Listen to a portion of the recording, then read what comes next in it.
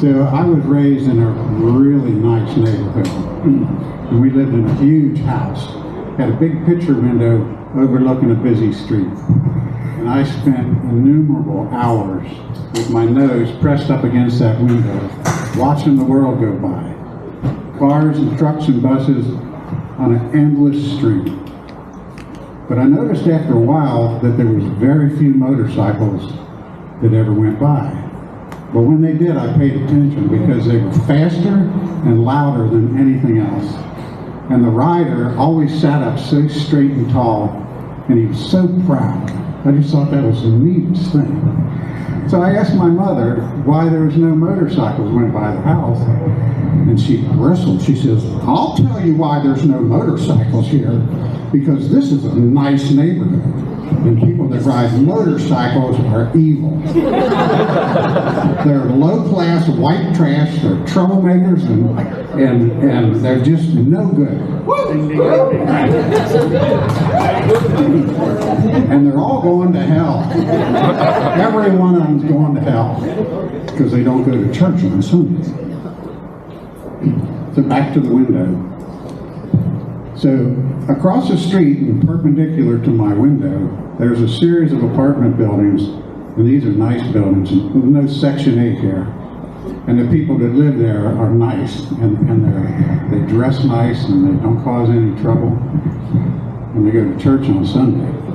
So behind that row of apartment buildings, there's a dead-end driveway that connects all the garages, and it's the most boring driveway in the universe. Nothing ever happens in this driveway. And then one day, a motorcycle pulls in that driveway down to the second building and pulls right into the open garage door into the garage. Well, I'm out the front door so fast that my feet don't hit the ground till I'm halfway across the street. And I skid to a stop, and my heart skips a beat. There's two motorcycles in there. And I'm looking around, and there's a row of empty frames with a pile of motors behind them. Back on the back wall, there's transmissions stacked up like cordwood. There's a pile of rims over here with no wheels on them, and a pile of wheels with no rims. Real long high shelf in the back walls lined with gas tanks. And below that is another shelf with leather seats. Pretty neat stuff. So there's some magical force pulling me in. I can feel it. I don't know what it is. It's the smell. And it's not one individual smell.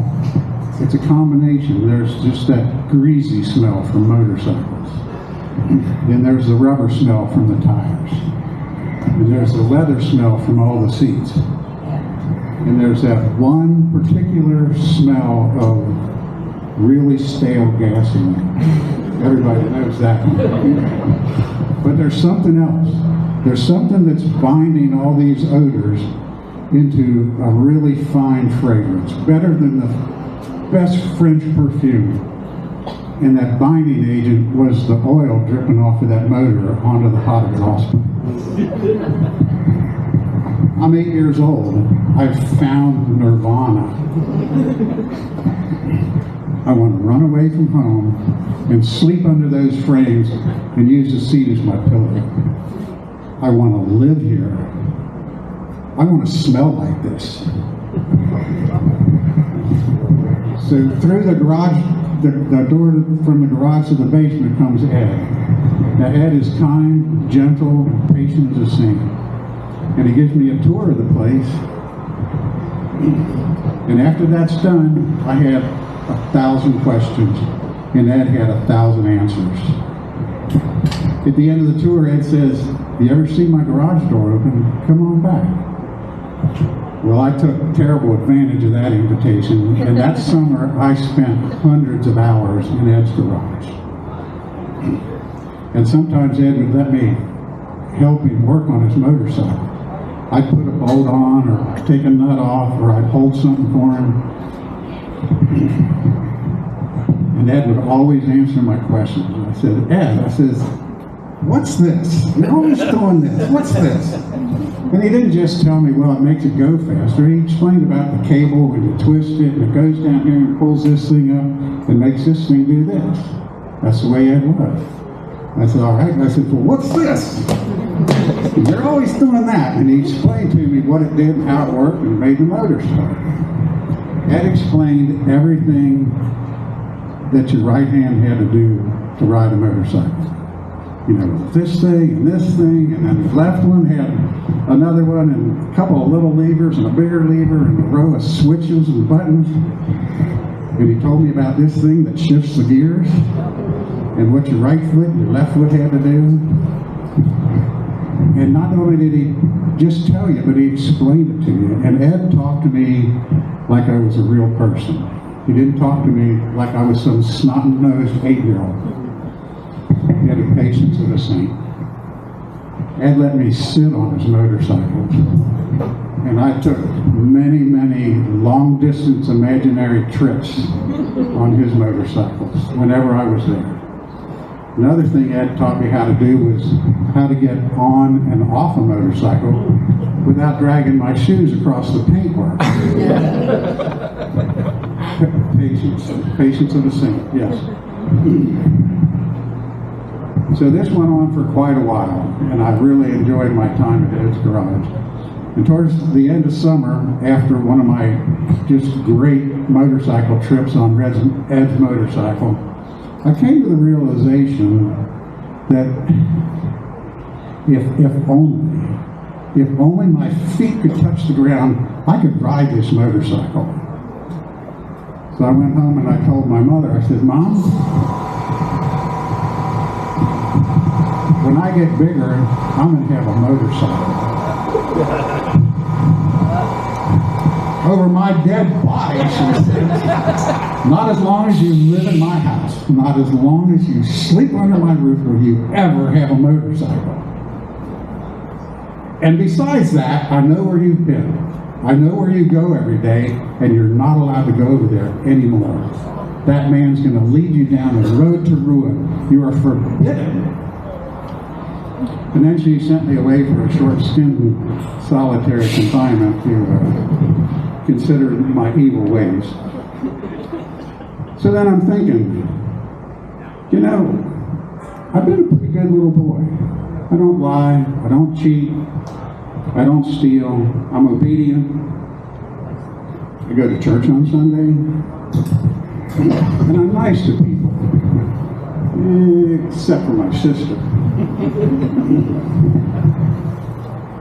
This day changed my life. It was a game changer. From that day on, I became an apprentice to the devil.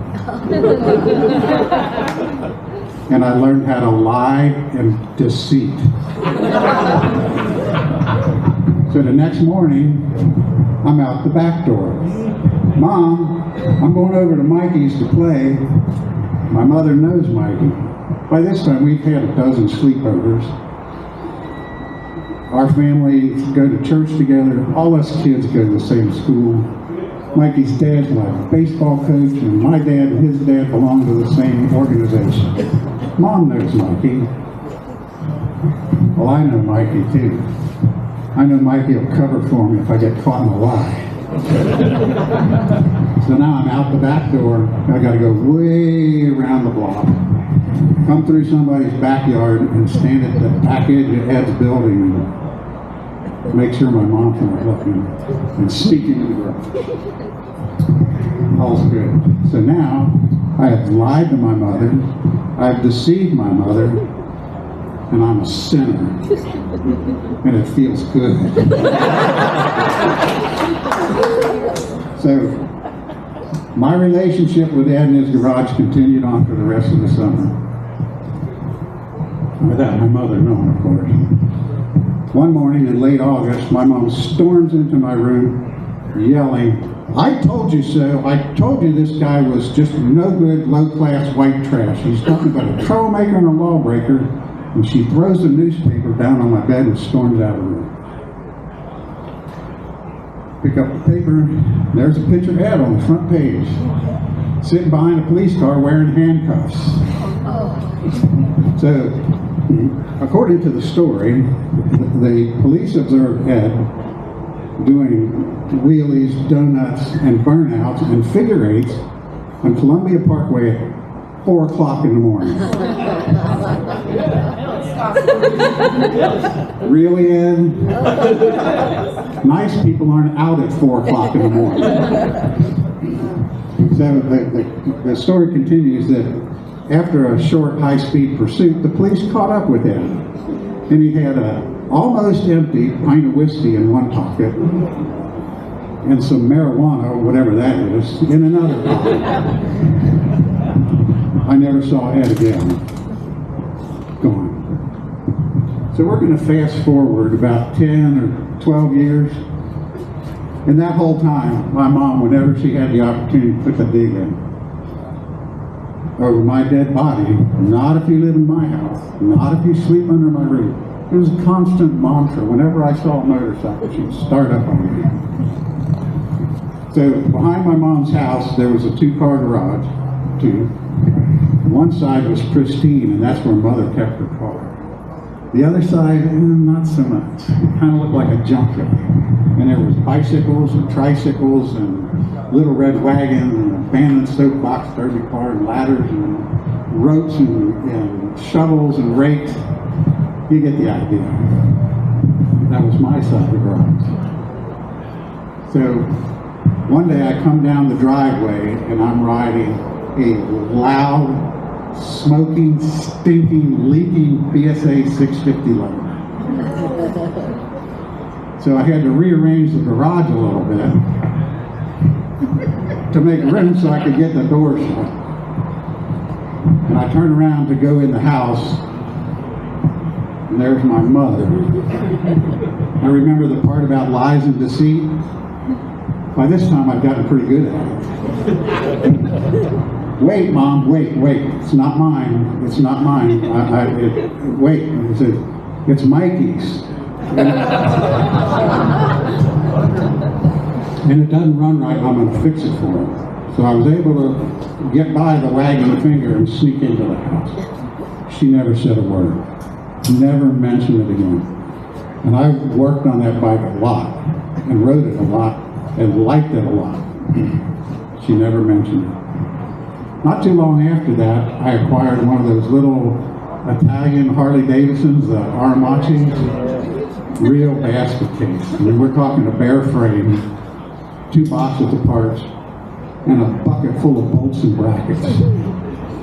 But it had one of those beautiful chrome-plated peanut gas tanks. And if you were building a chopper back then, this is the tank you had to have. It was worth its weight in gold, and I knew it.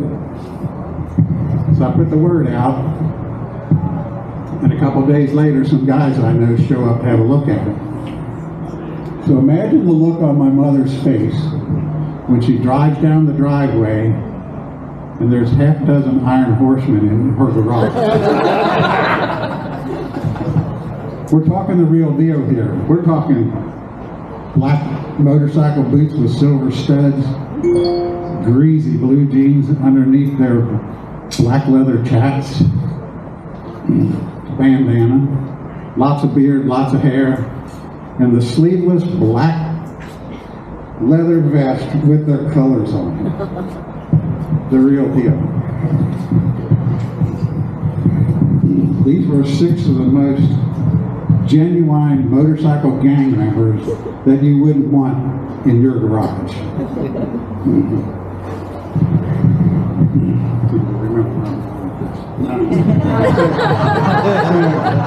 These guys were evil, wicked, mean, and nasty looking. And the biggest one of them, the biggest, most evil, wicked, mean, and nasty looking one of them, he comes prancing out of the garage, opens up the door of my mother's car, and in his best Eddie Haskell voice, he says, "Hi, Mrs. Mathers. How are you today?" "It's Mikey." And my mother knows it's Mikey. So while Mikey's carrying my mother's groceries into the house, I go back to the garage and close the deal. She never said a word. She never mentioned this episode ever. But until the day she died, she always had some way to put that knife in and twist it, just a little bit. David, if you don't change your ways, you're going to turn into scooter trash.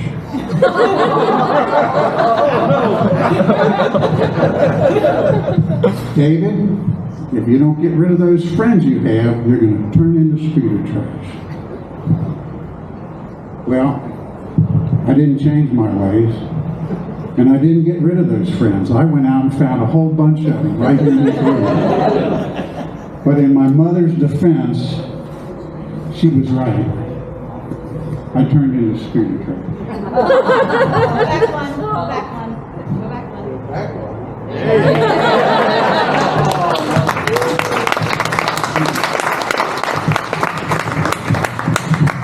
Blah, blah, blah. That's my motorcycle story, and I'm sticking to it.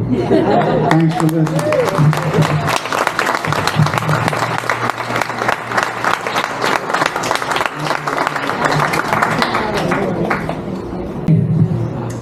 And he does highlight what the theme of tonight is, which is garage. We are looking for stories of anything motorcycle related about being in a garage. So maybe it's, finding that smell in the garage. There's nothing else like it, is there? I'm also quite intoxicated by that smell of oil and gas and that mixture. And I grew up in a very mechanically minded family.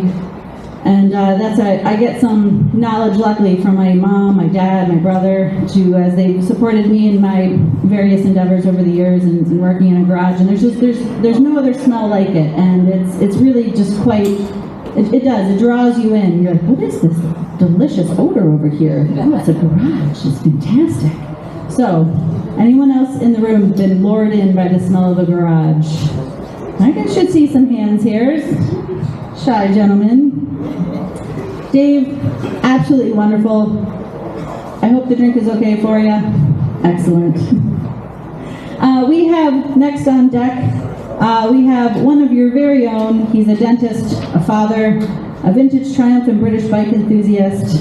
He came into motorcycles later in life, and for some reason, chose vintage Triumph motorcycles of all things. Who could it be? A strange and odd path, but he loves the motorcycle community, the people, and the lifestyle, and has given him the purpose and a community to grow with and build into. Would you please welcome to our lovely little stage up here, Chris Heck. Thanks. I'm going to sit. I'm going to wing this, so I don't really have...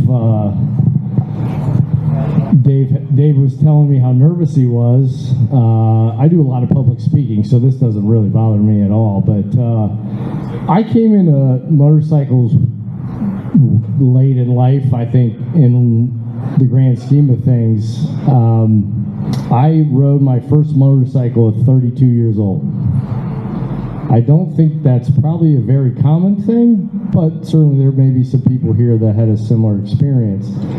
I just remember as a child, there was a kid that lived a street over from my house.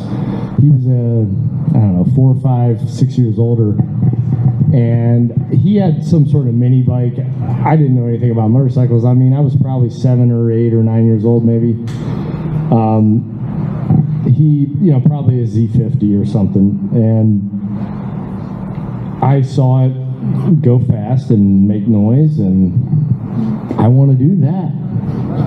And of course, not growing up in a family that does anything really automotive or mechanical or motorcycle or whatever, pretty standard middle class Midwestern family. No, that's dangerous. I didn't realize it until much later that stuck with me. I think it was always something like, I'm not supposed to do that because the way I grew up or where I grew up. I'm not supposed to do that because it's dangerous. But for me, it was almost like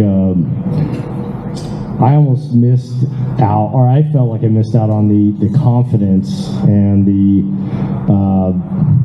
learning lessons that getting on something that can, in effect, can kill you, but giving you the ability to instill your own being with confidence to do something that maybe either shouldn't do or is dangerous or whatever. That control. So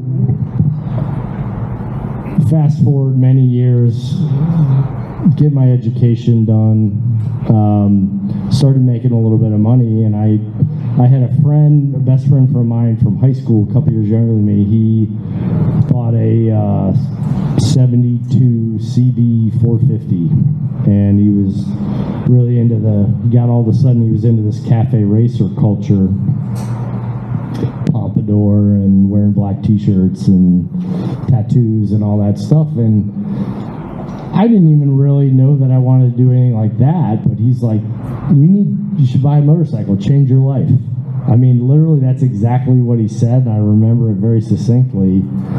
And for some reason that reignited that memory that I had as a child of like doing something that you shouldn't do or you weren't expected to do. And so I started doing a little bit of research and figuring out, I want to do something outside of my comfort zone, and this seemed to be a good opportunity and a good fit. I had a friend that was doing it, so that's always makes it a little easier when you got somebody nudging you along. But growing up, high school years, young adults, I was always like into British stuff, British blues, Britpop. Music was a big thing in my life, so I always kind of steered towards that kind of Anglophile type behavior. And I started looking around and like, what do I want to get? I knew I didn't want to buy Harley. Nothing wrong with the Harleys, but I just didn't want to do the mainstream thing. I always wanted to do something a little bit different. And I remember there was a Triumph dealership in Philadelphia near where I lived when I was in dental school. And I knew what a Triumph was, but I didn't really know anything about it. I knew they made cars and I knew they made motorcycles. And that was around the time, mid-2000s, where Triumph was starting to get a foothold in the United States after coming out with the Bonneville, the new Bonneville, if you will, when they were kind of reinvented. And so I started looking at, new bikes, but what I ended up doing, I found a vintage bike. I didn't even know how to, I bought a bike, I didn't even know how to ride it. I think back to that, and it's like, what am I doing? So I bought this Triumph. It was, I had to drive about 3.5 hours to get it. The Kickstarter was broken. I didn't even know what a carburetor was or where it was. And I drove around that period of time looking for something to buy, and I had met this guy north of Columbus that had this 76 Bonneville for sale. I went and looked at it. I didn't want to even buy it, but he's like, "Are you into British?" And I said, "I don't know." And he opens up his trailer, and then he opens up his little shop. I mean, he's literally like a mobile home behind a farmhouse.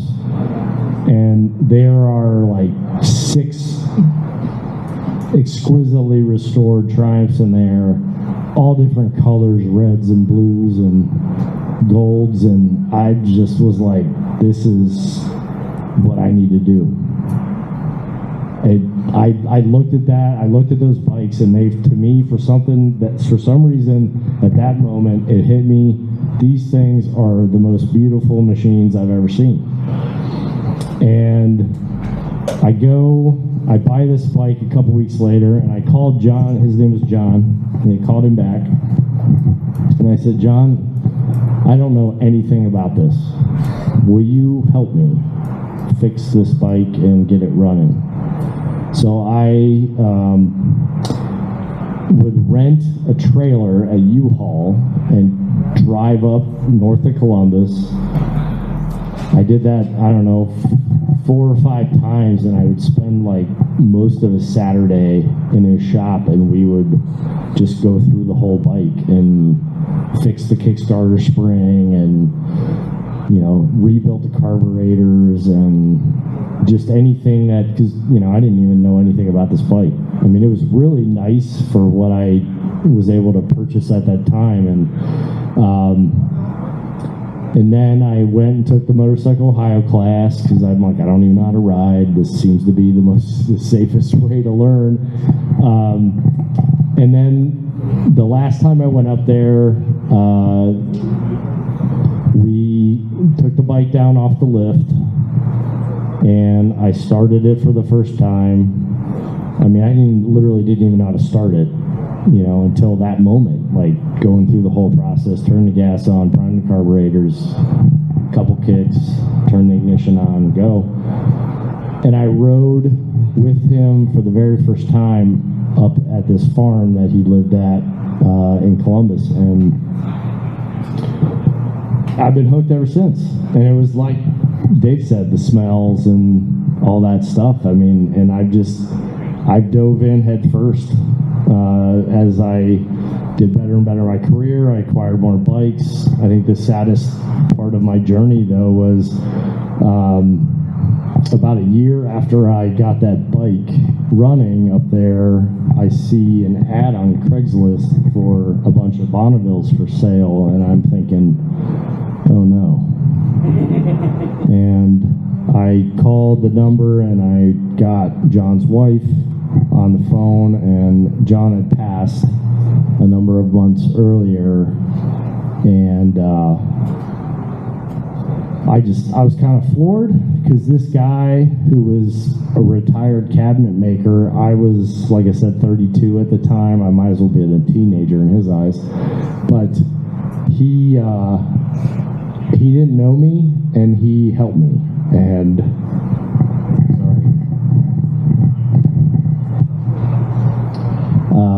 that's what this community is about. I mean, I didn't know anybody in this room, and now I know at least half of you from the 10 years or so I've been doing this, and it's gave me some purpose beyond my career, my family. It's a hobby. It's something I love. That is my 65 TR6SC right there. And when I look at that, I just get so excited. I'm looking at it right now. It's just all that chrome, and gosh, it's just a beautiful machine. But more important than the bikes is the community and the people that I've met along the way. People like John, who helped me out early on when I didn't know anything. And I love doing stuff in town with all of you people, and I think we have a great community here in Cincinnati, and I'm really blessed and happy to be a part of it. I don't think I really have anything else. Thanks for your time. I appreciate you listening.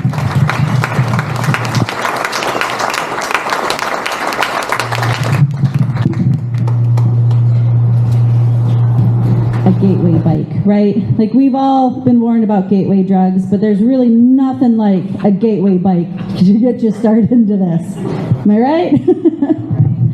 All right. Thank you so much, Chris, for coming up here and telling your story. It's amazing.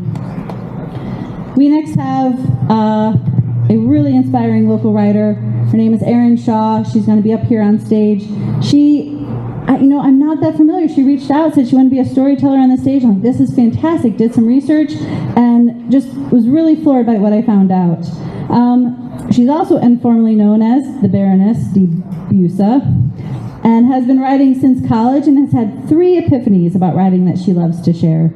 Now on her second Hayabusa, she has an addiction to speed that she says helps keep her sane, which I think we can all identify with as well. Erin readily admits that she can't keep up with the young guns anymore. Who can? But thankfully you are out there, because you do need to keep this thing alive and going here. But her years have honed a few stories that'll make you smile. If you'd please give a warm welcome to Erin Shaw to the stage, please.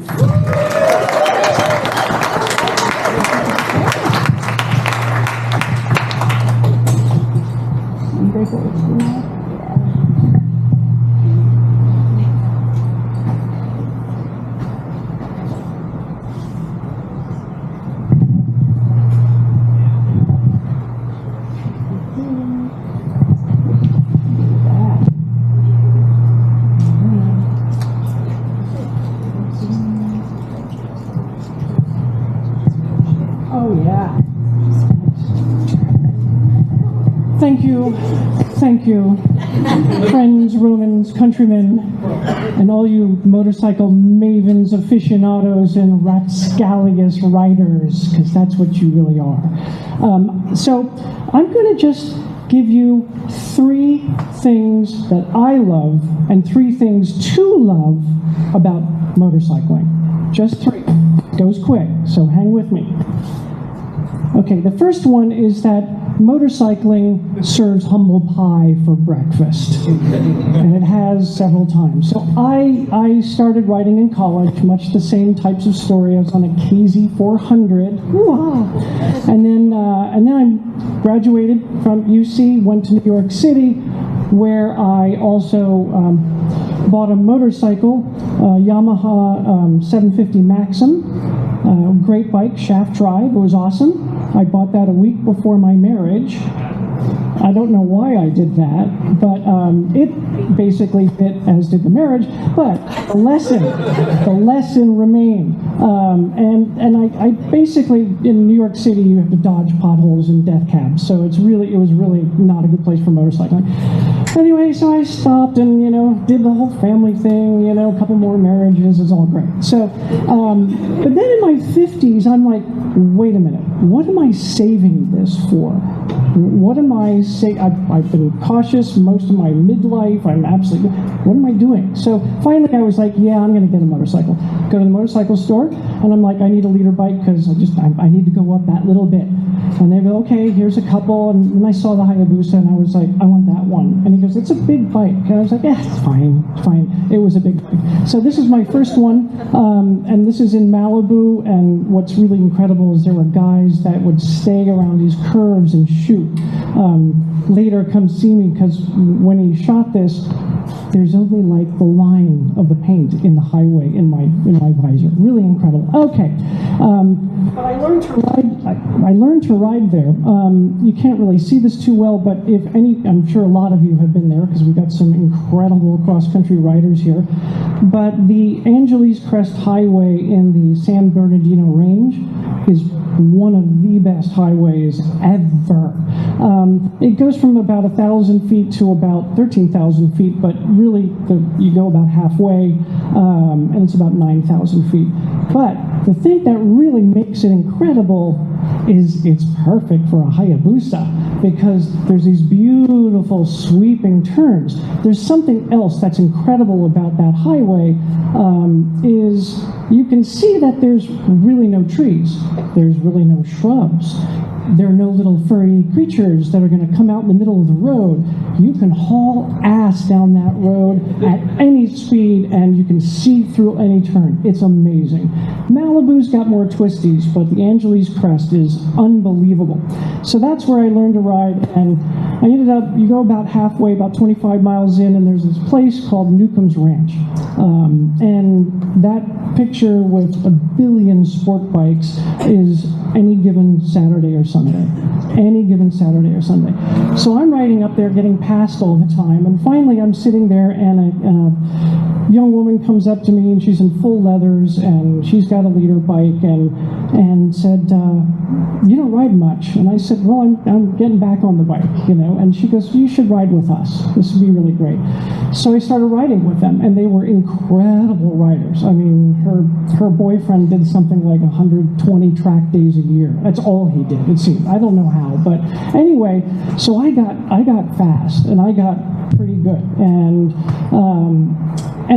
I was really, you know, two cheeks off the seat, you know, absolutely burning the tires on those Diablo Rossos, man, just going around those turns. It was phenomenal. I really loved it. It was a fabulous ride.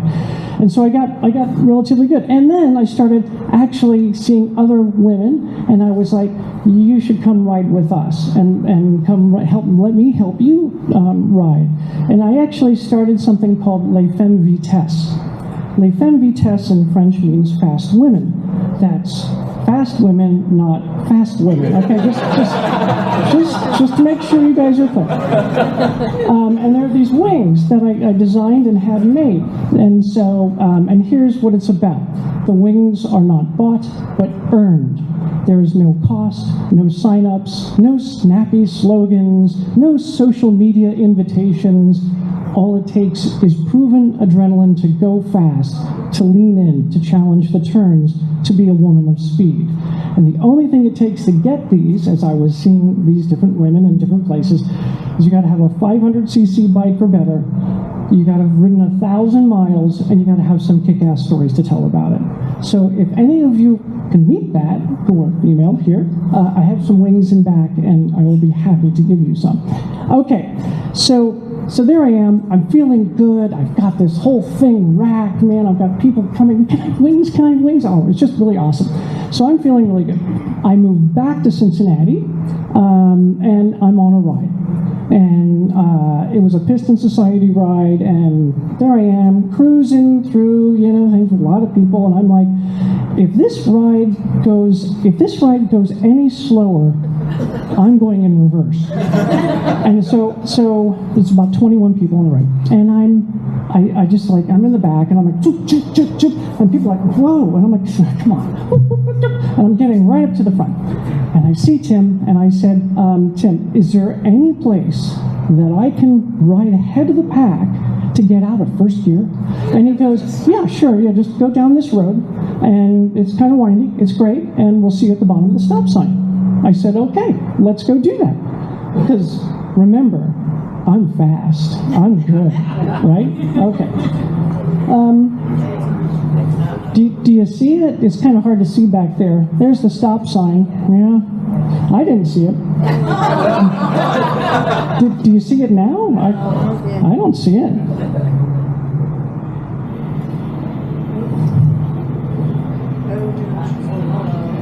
There it is, the stop sign's coming up. There's a stop sign.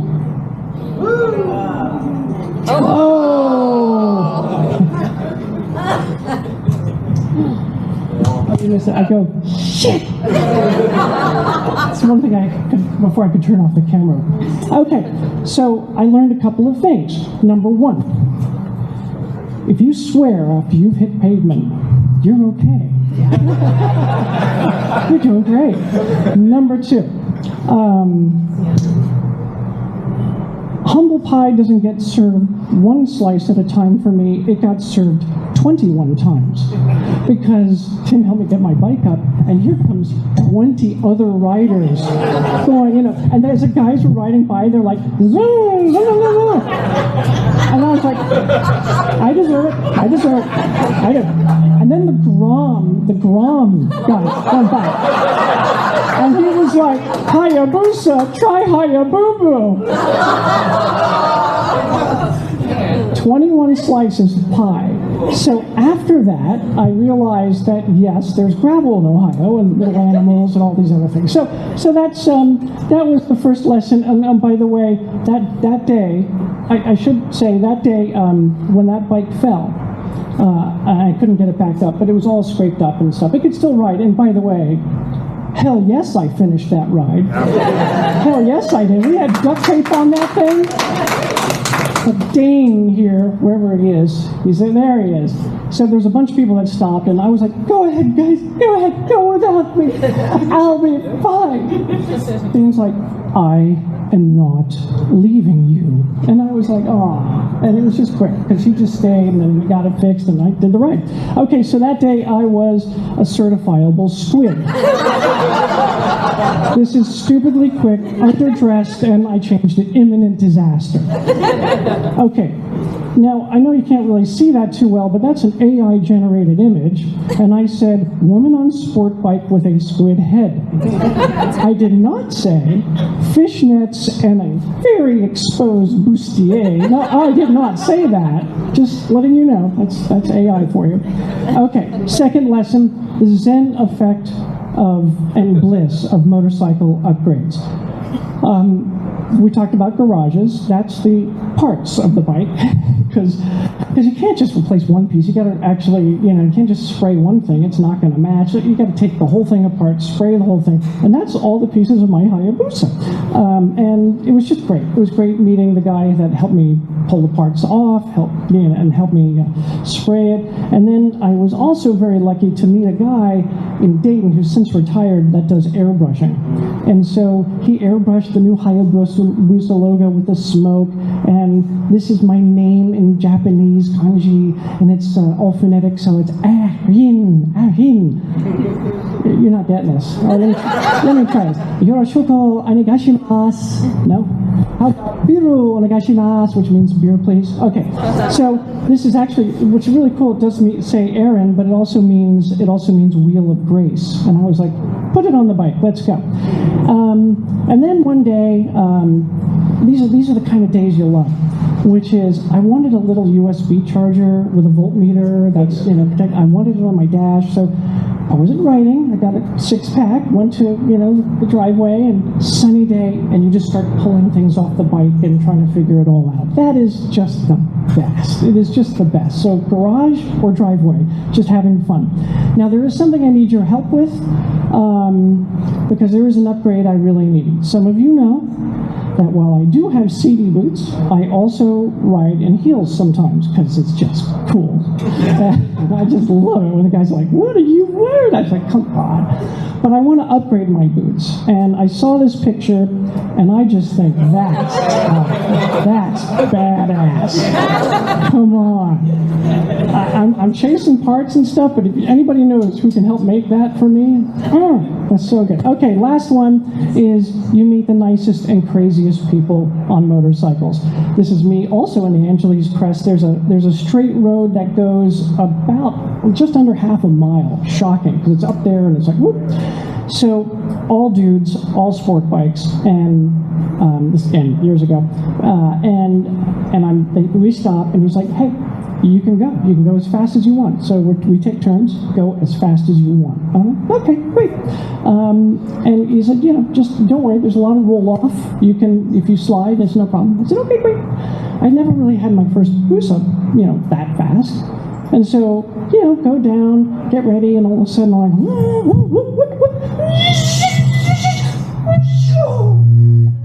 just like that. It sounded just like that. Come back, and I'm like, so, the guy's like, that's all right. You did all right. I said, what do you think I clocked? He goes, about 137, 140. I was like, that's pretty good. He goes, we do that getting on the highway. Humble pie, one more slice, just keeps coming at me. And then you meet some crazy people. There's a rock store in Malibu. Many of you have probably been there. And here's Jay Leno. And he just shows up, and the next thing you know, I'm like, hey, Jay, I'm from Cincinnati. You knew a lot about Cincinnati. Tim Allen, and they're incredible bikers. Tim designs his own Harley Davidsons and has them all custom built. It's incredible. Jay Leno actually and you probably heard this, put a rocket engine on the back of a motorcycle. Was pissed off one day that some car was following him too closely, and he just put it in neutral one. He said it burned the actual bumper, melted the bumper. I went, okay, this is Jay, you can do that. But they don't know my name. I don't know them. They wouldn't recognize me in a lineup. It was just a good picture, a good time to talk. So I come back to Cincinnati, and you know, when you come back to a city, I had a couple of good friends here, but not a lot. And now I've got many more, and it's because of motorcycling. And if you haven't, definitely volunteer at Garage Brew, because you meet the most incredible people, and they're really awesome. And one of the things you also find out is that there's people that have incredible skills here. So if you need something, there's probably somebody that can do it for you, right? So one of the things I do is play guitar, and I replaced a tremolo, a double locking tremolo for those of you who really like to shred.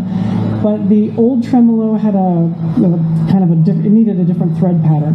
So I had to actually get somebody to weld two things together. And who did that? He was going to talk, so I was going to call him out. Bill DeVore, he did that. And that's my guitar, which, by the way, it's dipped. It's absolutely dipped in a floral pattern from a 16th century artist. So this is not a plug for me. I just do it because you guys love customizing bikes and doing things. There's a place called Dirty Dips. I know, right? Dirty Dips in Florence, and they do hydrographic dipping. So I had like the whole front of dash area of my Hayabusa dipped in a carbon fiber, and it wraps perfectly around any surface. So remember Dirty Dips? It's cool. And they did my guitars too. So and that's it. So I just want to say thanks to Les and Olga. And yes, you didn't know they were part of the Rat Pack, babe, because they really are. And I want to say thanks to Susan also for hosting us. So thank you, guys.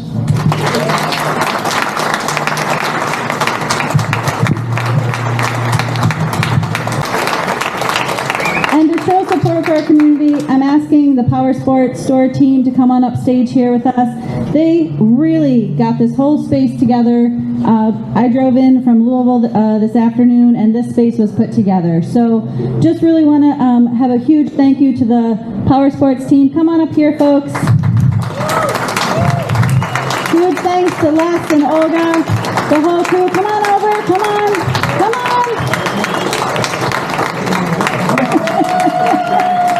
Turn around, turn around. There we go. So they also had made for the event. So they have the blah, blah, blah shirts on the front, and they heat pressed on the back just in time for the event. Spin around, sir. They have the theme, their logo, and also the date. So these are available for purchase, as well as any other blah, blah, blah merch.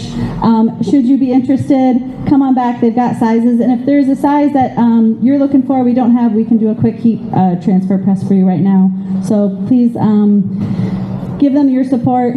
Come check out the store. This is an amazing space. We're going to take a 10 to 15 minute break now in between our storytellers, so you really have a chance to come finish checking out the rest of this garage, which was the inspiration for the theme tonight, as well as check out any of the merch should you be interested. Grab some more pizza, grab a beverage, get yourself comfy. We'll see you in another 10 to a bit of a part of it. You know, I kind of pop in and out for events, but every time I come, it's just this huge welcome, and it has been absolutely phenomenal. And it's just a real truth to what your passion is, and it's not only the bikes, but it's the people who love the bikes as well. So just, can you please all just give yourselves a round of applause for this incredible Cincinnati community.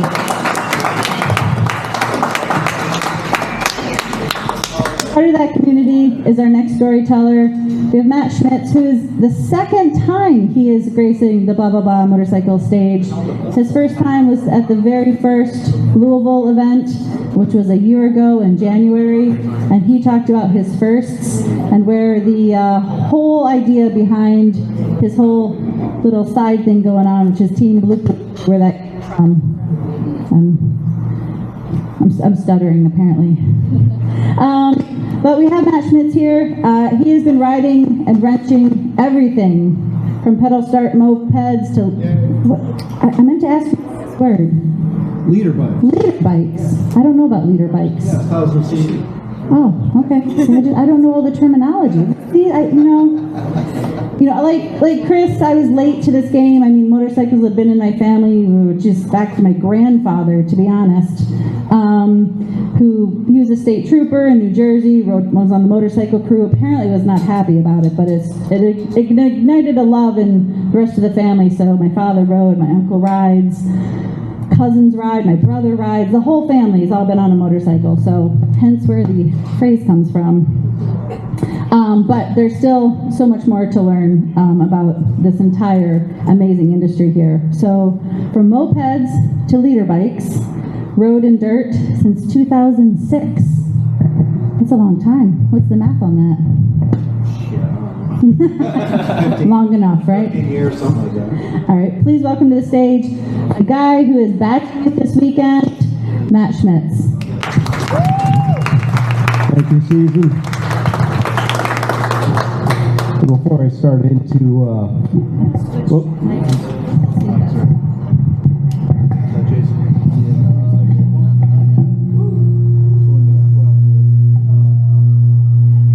Sorry, plug your ears. You there? It's off. You there? check. There you go. Y'all hear me? Good. All right, good. Before I start into the story about Garaged, I wanted to bring up something. I don't know if anybody else has seen this yet, but I saw it out there in the news, and I absolutely had to go and see it first. This ridiculous billboard that's down in Covington. Some friends were messing with one of their friends, and it's up there for a month. So if you're interested, it's down at 3rd Street in Bakewell. But the reason I'm even bringing it up is the pictures don't do it justice. It's way better in person. So definitely go get to see it if you can. Anyway. Going into Garage, I wasn't 100% sure on what exactly to talk about. The very first thing that came to mind was, folks having their experience wrenching in the garage, and starting with like the very first experience. And, I think a lot of people can relate to this in that they're, working with their dad in the garage and telling them it's like, hey, point the flashlight. There, no, there. It's like, and get yelled at. That was my first thought for the garage experience. And then I started to realize it's actually about garage finds. So I kind of pivoted a little bit, and I came up through vintage pedal start mopeds, and what you're seeing on the screen right there is the very first motorbike I ever owned. That is a Bianchi Snark, little Italian bike built by an Italian bicycle company. And it did a blistering 27 miles an hour, and I had to work on it entirely myself. And the thing about mopeds is so many of them came here in the States due to the oil crisis, and they were used for a little bit. People rode them very lightly. A lot of these bikes have maybe less than 1,000, maybe a little more than that miles on them, and then they got shoved in a shed for 30 plus years. And fast forward to now. And people started to dig them out, put them on Marketplace, and go, give me a couple $100 for them. It's like, I know what I got, right? These bikes that are in great shape. That's a Motivacane, by the way, and boy, that is in sad shape. But the thing I learned through doing these vintage mopeds is learning how to work on bikes myself entirely, just starting from scratch, knowing the holy trinity of fuel, air, spark, and understanding how these things work, And mopeds are a great introductory to that because you can usually have these motors apart inside of an hour and then back together and running and working, and that is really, really incredibly rewarding. But don't ever believe what you see in the ads out there, because there's no such thing as it just needs a freaking carb cleaning. You know, that is an absolute lie. So lead in, this is a little bit of introductory into what my story is really going to be about, and there's a little bit of some of the reason why I absolutely loved and enjoyed getting into this was the moped rallies. You can see a lot of those. It's just, all these people that are riding these bikes, putting them together themselves, and the camaraderie behind it. It was just an amazing experience. And like Season said, I started that in 2006. And I knew shit about motorcycles, about any sort of two-wheeled vehicles. And here I had this amazing community that brought me around into it. So going back a little bit, but my story about Garage is a garage find that I came across after being in mopeds for a little while and having a couple of motorcycles of my own. And that's the Honda Hawk GT. And some of you might recognize, that looks a little familiar to you. It's actually the same bike that's parked outside right now. And this bike I had located via Craigslist. It was a storage, it was a bike that was placed into storage and completely forgotten about. And a gentleman that flipped storage units, bought them up and sold what was present inside because they had been abandoned, put it on Craigslist for like, God, it must have been $1,200, and didn't have a title, but it did have the keys, which that's freaking rare. And at the time, I lived in Michigan. And the nice thing about Michigan is that, I know like here, not having a title is kind of a death knell, unfortunately, for bikes. It's really difficult to get a title. But in Michigan, it's difficult, but not impossible. You can do a surety bond and get a title for your bike as long as it passes, all the inspections and everything, which that bike did.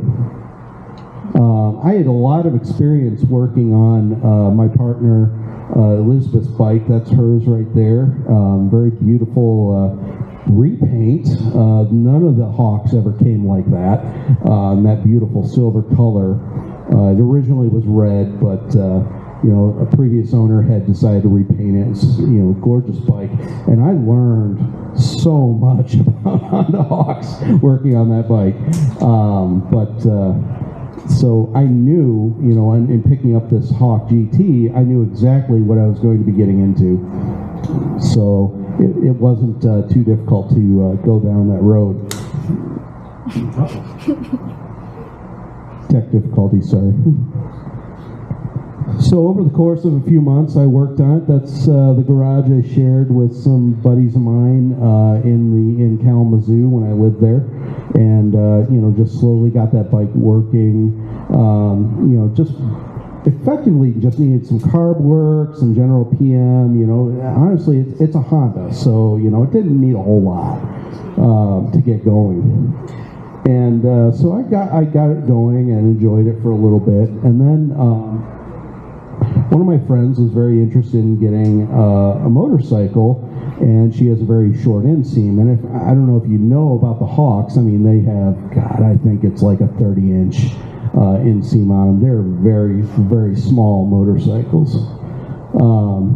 So I ended up, getting it prepared, and then decided, well, I picked this up for cheap. I got it flipped. I got it titled. I got it in decent shape, and my friend Jill is very interested in riding, and she was into mopeds too, but she wanted her next step, and this was likely the best way forward for her. So we ended up making a deal and deciding I decided to sell it to her.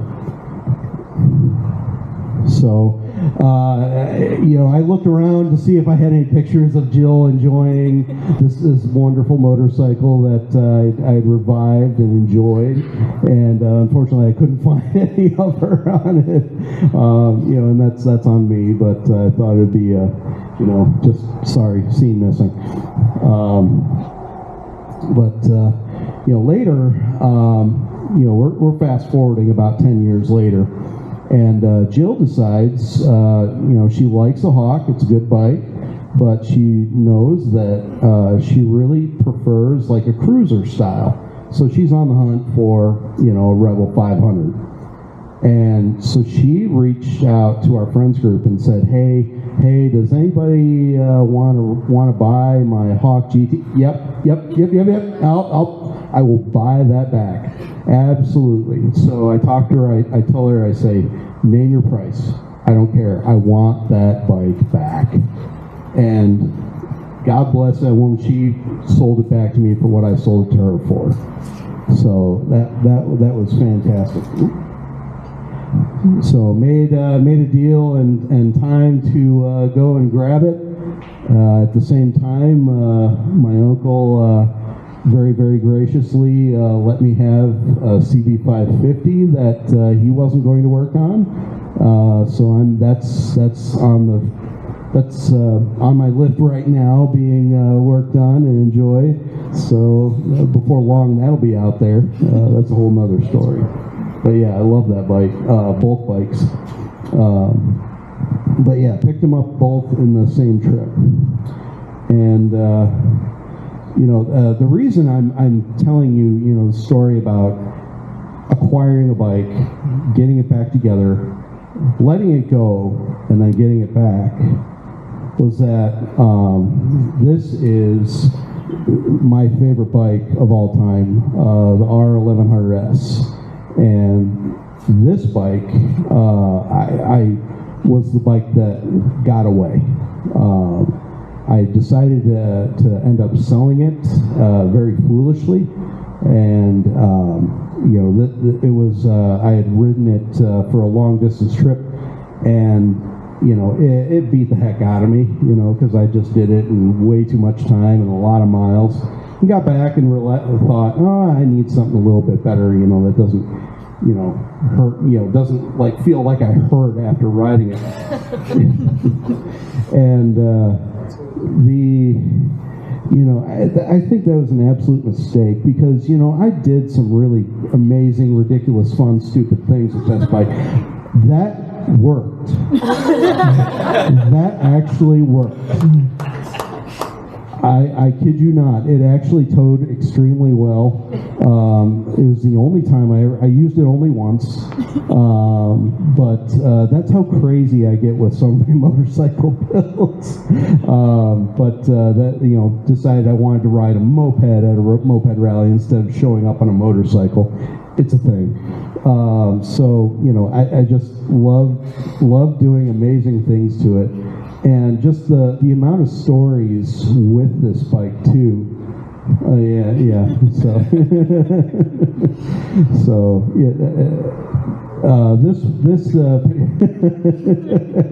One of my buddies on a motorcycle riding trip tagged my Honda, and on the ride home, I shit you not, I got asked like 3 or 4 separate times, what kind of Honda's that?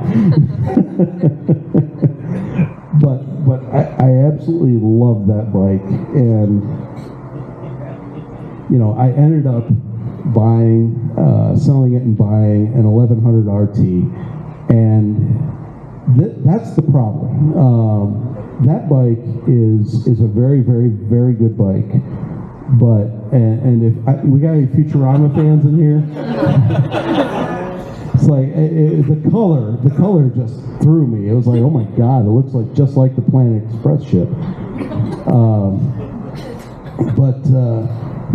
This meme here embodies my mistake in that the RT is brilliant, but I liked the R1100S, and I should have kept the R1100S.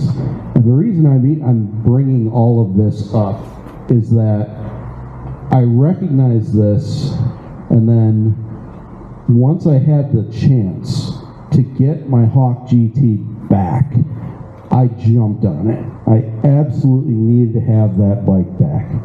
You know, it's like, and it's like, don't make these mistakes, folks. It's like, if you have a bike out there that you ride and you absolutely love to ride it, that you look at it and you go, oh my God, I cannot wait to throw a leg over and get it out on the twisties and enjoy it. It's like, do not give that bike up. I absolutely think that's something you really need to pay attention to. That's the first ride I had with it after I got it sorted, back from my friend Jill. New tires on it, just had it nice, and boy, that was the best ride ever down in the Kentucky Twisties. So it's that's a picture of me and Elizabeth on the Dragon, on her Hawk, and the R1100S. So, you know, just as a little bit of a cautionary tale, it's like, if you have a bike that you really love riding, don't let it go. So, thank you.